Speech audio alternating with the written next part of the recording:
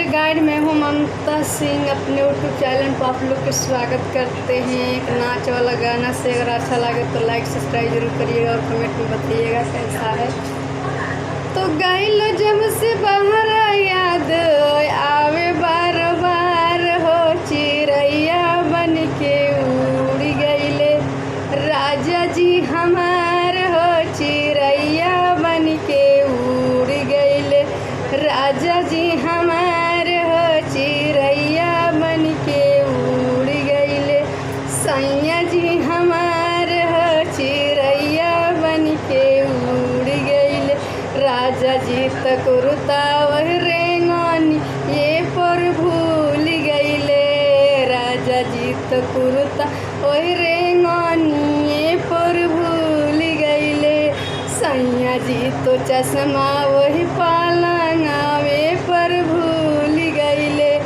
सैया जी तो चश्मा वही पालंगावे पर भूल गइले चश्मा लगाई अखिया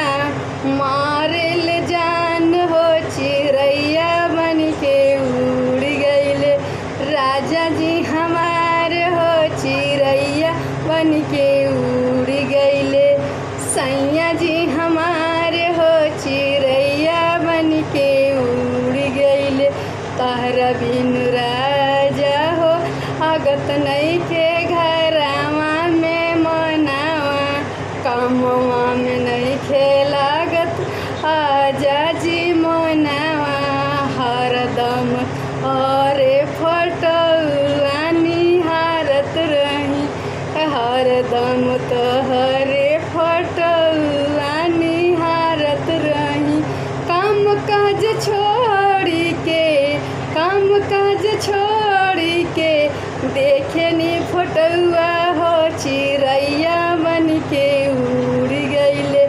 राजा जी हमार हो, चिड़ैया बन के उड़ गइले सैया जी हमार हो, चिड़ैया बन के उड़ गइले राजा जी कटोपिया वही खूंटिए पर भूल गइले राजा जी कटोपिया वही खूंटी पर भूल गइले सैया जी मलिया वही अलमारी में भूल गइले सैया जी तल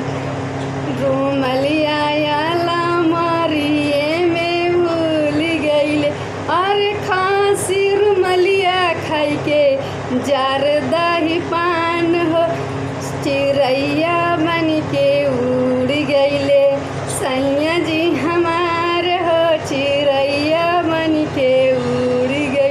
खाई के जर्दा पनवा मारे ले जान हो, चिड़ैया बन के उड़ गइले